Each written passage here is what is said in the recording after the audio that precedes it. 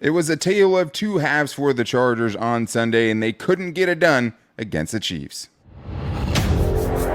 You are Locked On Chargers, your daily podcast on the Los Angeles Chargers, part of the Locked On Podcast Network, your team every day.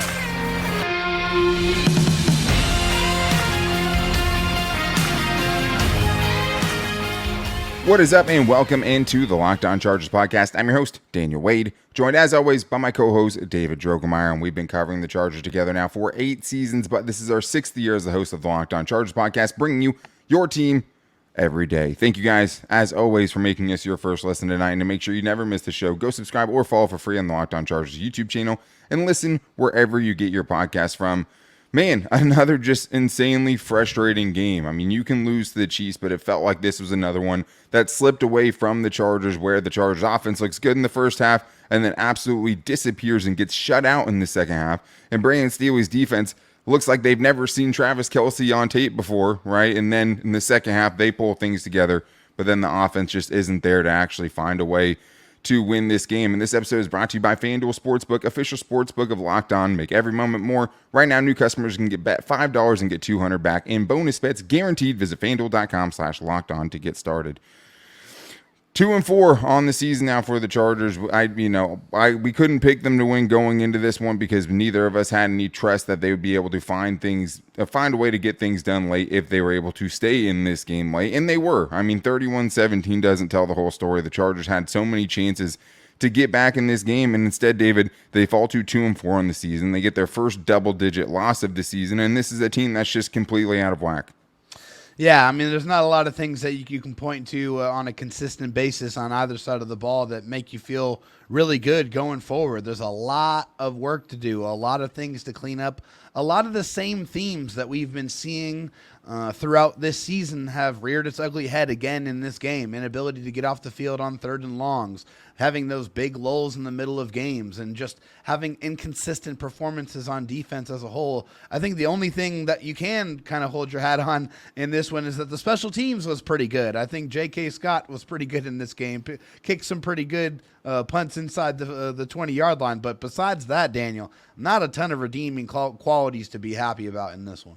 Yeah, and the special teams also gave up a 50-yard punt return that ended up giving up the special teams, the dagger in the fourth quarter. I mean, it was a tale of two halves. I mean, the Chargers' offense looked pretty good. They looked creative. They were creating explosive plays in the first half. Joshua Kelce gets a 49-yard touchdown. Joshua Palmer gets a 60-yard reception.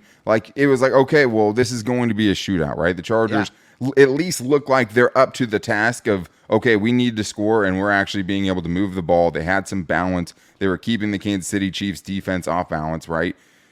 And then it all just unraveled. And you can't disappear the way the Chargers offense did in the second half. I mean, 0 points.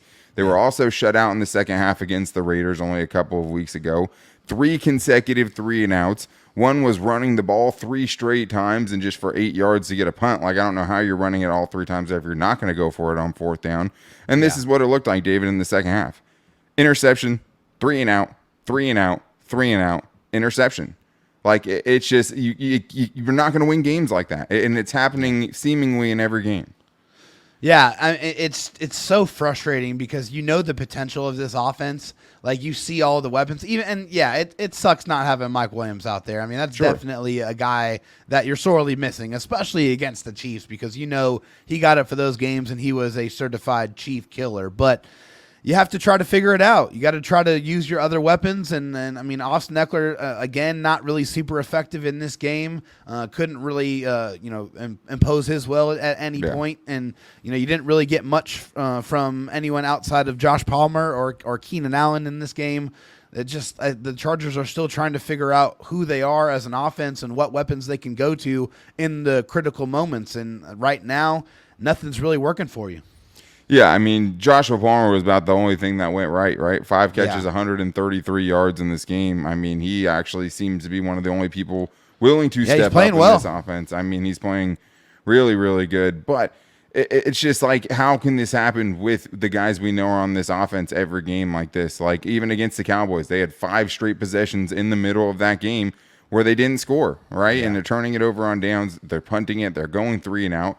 And it's just terrible because the Chargers offense, if they would have kept up what they were doing in the first half in this game, they win. It's, because the Chargers defense actually buckled down and got stops and gave them multiple chances to get back in this game, to go down and tie the game. And they had, 2 turnovers and 3 and outs. Like, it's just inexcusable. It's unacceptable. You have a brand new offensive coordinator in Kellen Moore who you brought in so you wouldn't have stretches like this, right? Like, we've seen these stretches. We've seen scoreless third quarters under Joe Lombardi. That was what Kellen Moore was brought in for. You had one of the highest scoring third quarter offenses in the NFL in his time in Dallas. And since he's come here, I mean, the proof is in the pudding. Like, it just, how can you have any faith that this offense, no matter how well it starts, right, no matter if it gets a couple of touchdowns in a row, isn't just, a couple series away from being scoreless and just totally unraveling? I mean, there's just no identity to it. There's no, consistent bread and butter for this offense. It feels disjointed, Daniel. It just feels really disjointed. You see a couple of series, like the first series against the Dallas Cowboys, that was like beautiful. I mean, you see that, you're like, okay, man, you're feeling good. You think like this offense is going to get humming, and then all that ingenuity that you saw, all that production that you saw, it evaporates. Yeah. And then in this game, it was the same thing. In the first half, you saw them, creating shot plays, moving the pocket. They're getting, Justin on the move. They're creating opportunities for their receivers, and they were making plays. And then in the second half, that completely evaporated. It just went away. I mean, I remember one particular play call where they ran it on the 3rd and 5, and I was like screaming at the TV, like, what are we doing here? Why is this part of your game plan? I mean, I understand you want to try to keep it creative and you want to stay committed to the run, but in that situation, you got to give the ball to Justin Herbert and let him go make a play. It's just this offense from beginning to end, there's no fluidity. I mean, you always just feel like, where is going to be the moment where they're going to be able to put it together for 4 consecutive quarters, and they haven't done that. They've only done a quarter here, a quarter there, and that's just really scary right now as a team where you're trying to figure out who you are. Yeah, and it hurts worse, when you're trying to keep up because your defense is just getting shredded, right? Because the defense came totally unprepared for this game. Like, I'd love to know what the defensive game plan was going into this, but nothing worked. I mean, they absolutely steamrolled in the first half. I mean, Patrick Mahomes, Travis Kelce getting literally anything they want. Kelce goes 9 for 143 and a touchdown. Mahomes throws for 323 yards in the first half. Whew. Right? That Justin Herbert didn't hit that the whole game. No. Patrick Mahomes did that in the first half to this Chargers defense, and everything was too easy. And they just look completely unprepared. And it's just, I know what they did in the second half, and we'll talk about that. But, like, to have this game start off that way and dig yourself in a hole, like, the Chargers should have been going into halftime with a lead with the way the offense was playing, but they couldn't because the defense could not get off the field. Well, they talk so much about being prepared for the middle 8, right? And that's not something that was at the forefront of the Chargers' mind in this one at all. I mean, it didn't work in this one, especially. No. Yeah, especially when you know that you're not getting the ball after halftime. You can't let them score before and get that double dip opportunity. You just can't. You can't do that. Yeah. And, of course, you allow a 96-yard drive that turns into a touchdown. And, that first half was just about as bad as you could play on defense. I mean, it was scary. It just sucks that you're continuing to see this team come out looking like they just don't know what they're doing defensively, especially after 2 games where you felt like some baby steps were made, right? Like, you felt like things were at least moving in the right direction defensively, and then they come out in this game, at least with some positive defensive momentum and just get, ran over by a truck. Like, it was crazy to watch them seem to be so far behind, and everything the Chiefs wanted to do offensively, they were getting done in the first half. But it's the Chargers offense to me, that ends this game the way that ends up losing them this game. I mean, for them to disappear the way they did in the first half is unacceptable, and it just leads me to think, what's wrong with Justin Herbert, man? Like, Justin Herbert still doesn't look like he's totally comfortable. And, like, there's a bunch of really, really good throws in the middle of it. Like, he made some outstanding plays there that no one wants to talk about. Yeah. But the bad is what's going to be remembered. 2 second-half turnovers just has me thinking, what's wrong with Justin Herbert? How comfortable is he? We're going to talk about that and what else went wrong offensively coming up right after this. I do need to tell you guys about our partners at eBay Motors who have teamed up with Locked On Fantasy Football host Vinny Iyer to bring you some of the best fantasy picks each week, all season long. Whether you're prepping for a daily draft or scouting the waiver wire, every week we're going to provide you players that are a guaranteed fit on your roster. So let's see who Vinny has picked out for us on this week's eBay's Guaranteed Fit Fantasy Picks of the Week. Eagles wide receiver Devontae Smith has cooled off a little bit after a hot start to the season, but can get revved up again for a rematch against the Commanders' pass defense in Week 8. He got 7 of his 9 targets for 78 yards in a solid performance against them in Week 4. But with A.J. Brown blowing up of late, expect Washington to try to contain him first with coverage and leave some more favorable downfield opportunities available for Smith. Smith is capable of exploding in any game, and the Eagles should want to get him more involved to restore the complete danger of their passing game with Jalen Hurts. Another fantasy tip from Daniel Wade: if you can find a wide receiver one that's going up against the Chargers, anybody's top target going up against the Chargers is who you should be trading for like weeks in advance. If you can find that player, go get them, put them, start them on your roster. Or you can basically just go with any quarterback that's going up against the Chargers defense, with their defense allowing Patrick Mahomes, who's great, to 10.1 yards per attempt in this game. So Devontae Smith on my fantasy team, I hope he goes off. But if you need another option, any number one receiver or quarterback going up against this Chargers defense is good too. Vinny Iyer from Locked On Fantasy Football is going to help you win your fantasy championship, and eBay Motors knows that a championship team is about each player being a perfect fit, and it's same with your vehicle. With over 122 million parts for your number one ride or die, you can make sure your ride stays running smoothly with brake kits, LED headlights, roof rack, bumpers, whatever your baby needs. eBay Motors has it. And with eBay Guaranteed Fit, it's a guaranteed to fit on your ride the first time, every time, or your money back. Keep your ride or die alive at ebay.com/motors. eBay Guaranteed Fit, only available to U.S. customers. Eligible items only. Exclusions apply. David, there is so much more to the offense that we didn't get into in the first segment today, and I think a lot of it just has to do with Justin Herbert. Like, I know people are out there saying, like the Chargers fans that have turned on Justin Herbert are pretty funny, because it's like, we've already seen him do it. Like, I'm not just going to sit here and think that, okay, this dude is regressing, he's not going to be good again. But the one thing that seems pretty prevalent is that he's uncomfortable, right? Oh, yeah. It's not quite what we saw with the ribs last year, but he hasn't looked the same since he fractured that finger in the second half against the Raiders. Things have looked different. I don't want to put all the blame on that. There's just some bad decisions made up in there too. And I think we're starting to see some Phillip Rivers with Justin Herbert, where he feels like the weight of the team is starting to get to him a little bit, right? In this game, 17-30, 259 yards, 1 touchdown, 2 interceptions, sacked 5 times, and made some really good throws. But in the second half, when the Chargers needed him to put it on himself to get something going, he couldn't, right? And that's part of the reason why this team didn't do anything at all in the second half. Yeah, I mean, Justin definitely had his moments where he made some spectacular throws. I mean, you're going to see that every time he steps on the field, because he does have that rare arm talent. But he threw 2 interceptions in this game, Daniel, but he probably could have been at least 4 or 5. I mean, there was a couple of bad decisions in there that absolutely could have been interceptions, but I think they were dropped by the defenders. Yeah, especially late. I mean, he was definitely pressing. But, I also didn't see, you didn't see 2 wide open passes missed to Keenan Allen that would have been big plays, right? You did miss Keenan on that fake screen, that fake wide receiver screen. Yeah, the one that they scored on earlier in the year. Yeah, and they ended up scoring a touchdown to Gerald Everett on the next play anyway, so it didn't hurt him. But accuracy-wise, I didn't think he was nearly as bad as he was last week, even if the numbers don't show it. Yeah, and I think he was a little bit better in that respect. I mean, I also think we need to bring up the fact that he was sacked 5 times and he was hit 8 times. So, I mean, he for 40 yards. That's a lot of offense to try to overcome. They weren't the 3 or 4 yard sacks. These were the 7 to 9 yard sacks that were really taking you out of your down and distance, and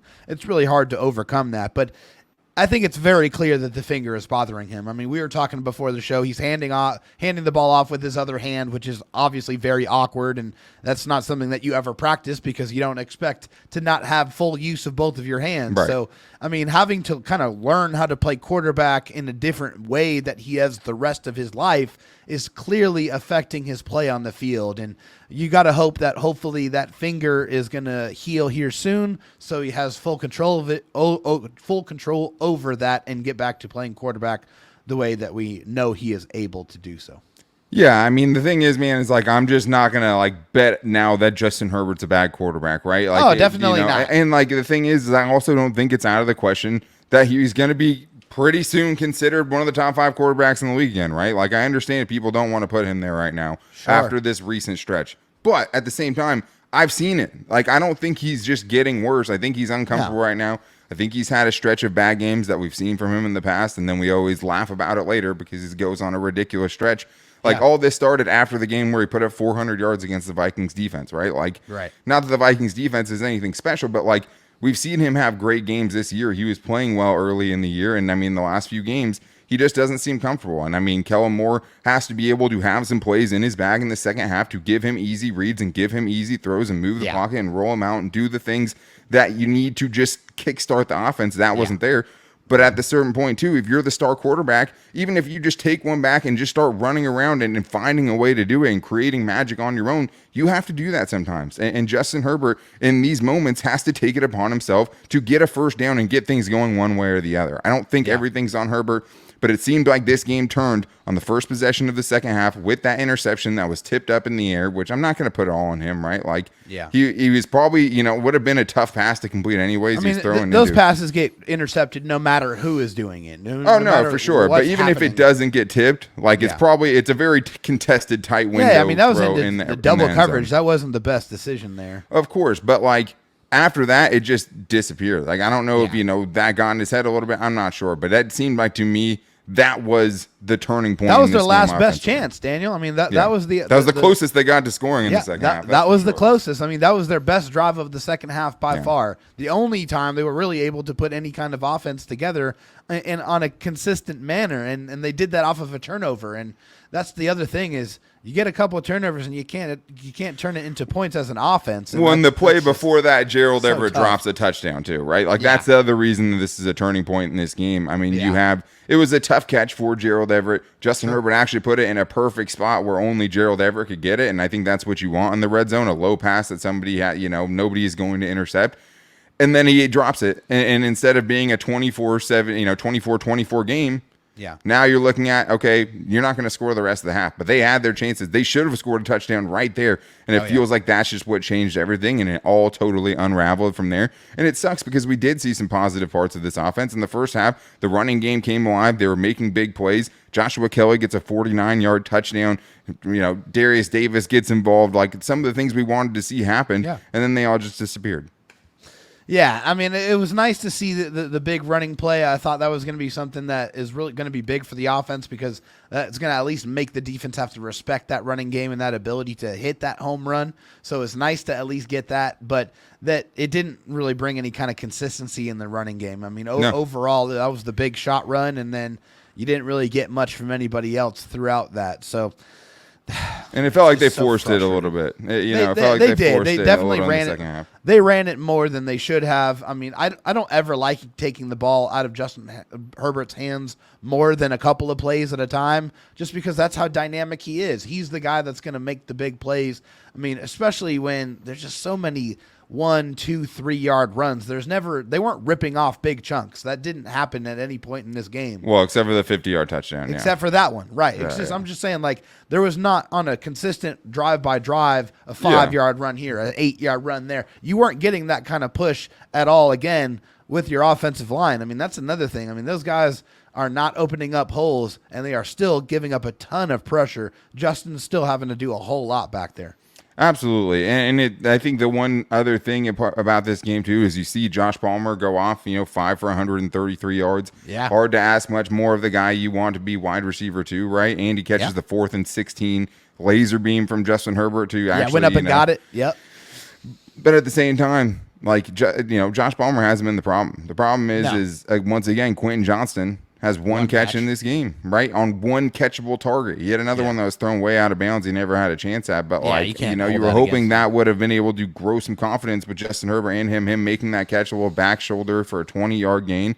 Yeah. But still, it's one target, one real target and one catch, and he's still not a part of this offense at all. And those are the things that seem like they're consistent. That's partly on Kellen Moore. That's got to change. I mean, he said, "Hey, that's on me. I got to get him more involved." Well, you didn't. You didn't get him more involved. Yeah. So and Justin Herbert's just not looking his way, man. Like, it feels like he just when things get tight and he only gets a chance to read a couple reads. Like, Quentin Johnston. Yeah, he's going to Josh or he's going to Keenan, and I get it. Also, when's the last time Austin Eckler caught some passes, man? Like, Austin Eckler was one of the best receiving running backs in the entire league. Yeah. And even on the one where Justin Herbert's getting sacked and he barely gets it away, right? And he you're like, oh my God, I forget. Hey, Austin Eckler can get up the field quickly if you give him those opportunities. And we haven't seen him used in the passing game at all, which I think is another issue because, a lot of those checkdowns are better than sacks, right? A lot of those checkdowns that we got so tired of would be pretty helpful. And I didn't think I'd ever get to the point where I'd say that. But I do want to talk about the Chargers defense and just how woefully unprepared they were. And Brandon Staley, what is your unit doing in the first half, right? Before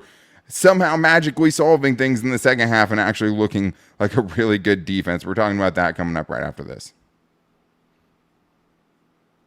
I do need to tell you guys, though, to snap into the action this NFL season with FanDuel, America's #1 sportsbook, and also the official sportsbook of Locked On. Right now, new customers get $200 in bonus bets guaranteed when you place a $5 bet. That means all you have to do is put $5 down and win or lose, you get $200 back in bonus bets. If you've been thinking about joining FanDuel, there's no better time to get in on the action because not only do they have a bunch of great promotions, but the app is super easy to use and there's a wide range of betting options like spreads, player props, over-unders, and much more.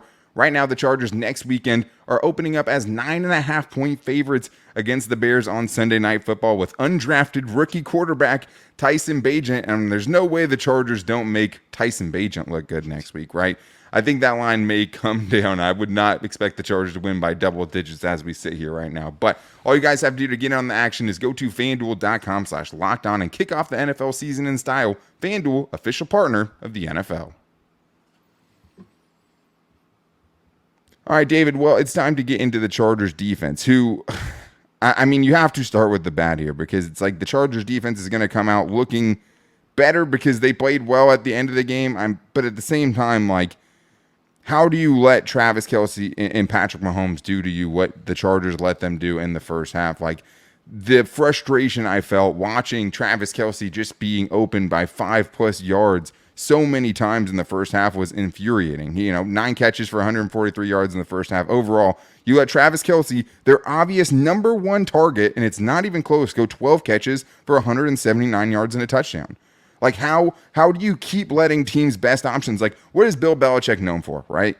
He's going to take away your best weapon. Yeah. That's what the Chiefs tried to do in this game to Keenan Allen. They were double teaming him. They were trying to take away the Chargers' best weapon because teams know when they play the Chargers, Keenan Allen is your best weapon. The Chargers see a best weapon, and it's like time to have a career day. Like, it's insane to let that happen and to get torched for 424 yards and 4 touchdowns by Patrick Mahomes, throwing mostly to Travis Kelce, man. Like, it's infuriating. It makes no sense.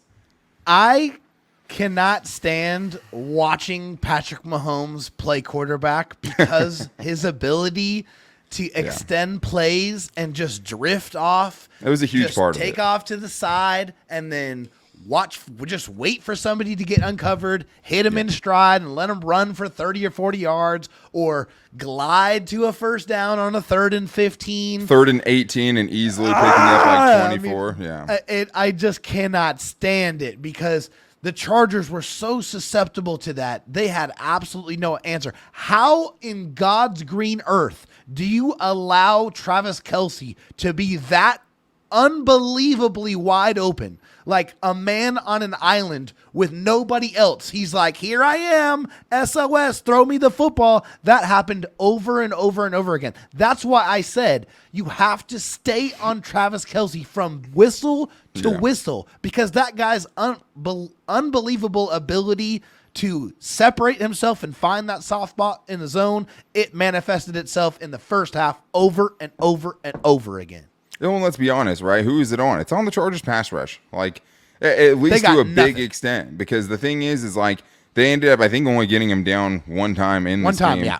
But at least in the second half, they were corralling him, though. Like, they were at least collapsing the pocket and not letting him actually get out. And he was throwing passes away in the second half, right? Yeah. Whereas in the first half, you have, edge rushers going and trying to go make inside moves and just doing exactly what he wants them to do, right? Yeah. And of course the referees missed some calls, and I saw people complaining about it. That's going to happen. You know what I mean? If you're waiting for you to get all the calls against the Kansas City Chiefs, you're going to be watching a very, very long game because it's just not going to happen. And the thing is when you the defense has to be better too. The secondary, the game plan wasn't good. Let's start there. No.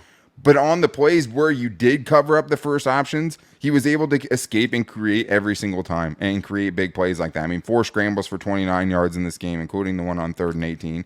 In the pass rush as a whole, you have to be able to collapse the pocket. You have to close down those running lanes against Patrick Mahomes. You can't be freestyling and trying to go inside and giving up contain. You just can't do it. Because what happens is huge explosive plays are allowed. A 46-yard touchdown to Valdez-Scantling out of the pocket. A 53-yard catch and run from Travis Kelce. A 37-yard catch and run to Rashee Rice right before half. Another long touchdown that gets called back and turns into a field goal because of lucky block in the back penalty. Like, it was just insane. Up 4 plays of 25 plus yards or more. Excuse me. They gave up a play of 25 plus yards or more to 4 different receivers in this game. 4 different receivers got an explosive play out of Patrick Mahomes. That is the reason why the Chargers lost. One of the major reasons right there. You allow him to go off script. You wait for somebody to get uncovered. He hits him in stride and then explosive play. It's just the lack of discipline. It's the lack of being able to stay locked in from beginning to end. That's what you have to do. That's why it's so frustrating to go up against this, this Chiefs offense because of Patrick Mahomes' ability to extend the play. It's the most frustrating thing about it too is it's like not only are you giving up the explosive plays, but you're giving up 10 to 12 yard cushions for the easy plays as well. It's like you want the easy plays, you can have it. If you want the 25 plus yard plays, you can have it. Like you can't have whatever it both you ways. want. You can dare them to beat you deep, and take everything underneath away, or you can make sure you don't get beat deep and then give up the things underneath. The problem with the Chargers defense is they're doing both. They're doing both of those things. Like what is the specialty? What are they good at? Right. And then that's the hard thing too, is like, you actually saw what they were kind of good at in the second half. Like, they actually showed you that they made adjustments and came out and played a lot better in the second half. David, in the second half, the only points they allowed were after a 50-yard punt return by the Chiefs that set the Chiefs up on the 35-yard line. Like, they were scoring points on that. Yeah. They did. Like, and they played much better. They stopped the first 4. The Chargers were down 7 points. Yeah. The Chargers defense came out and got a stop on the 4 first possessions from the Chiefs in the second half. Yeah. Right? If you do that, you can't be still losing that game. If you're down by 7 and your defense gives you 4 stops, like every time they punted it back, I was saying, like, how many chances are you going to give them? Like, how many bullets do you think are left in this Chargers defense to continue getting stops? Because the Chargers defense should have gotten them back in this game because they were actually very good in the second half. And the only points they gave up were after a special teams blunder. Well, I mean, you gave the stats on what Travis Kelce did in the first half. In the second half, 3 catches for 36 yards. That's all that he did. The Chargers finally said, oh, wait, maybe it might be a good idea to actually double team Travis Kelce. Yeah. Wow, what a concept. And then guess what? It worked exactly how you expected it to. But you got to that adjustment way too late. And then your defense is on the field for the whole entire second half too, right? Because like you just can't sustain anything offensively. And like it's such a double-edged sword when not only can you not score points offensively, but you're literally giving your defense no time to rest. And like the defense deserves absolutely like it says right here. Like it was a true Jekyll and Hyde act by the Chargers defense. They had one of the worst halves I've ever seen defensively in the first half. And in the second half, they put together one of the best halves I've seen the Chargers play against Gave Patrick up 7 Mahomes. points. Period. One of the best halves I've ever seen this Chargers defense play against Patrick Mahomes is what the Chargers defense did in the second half.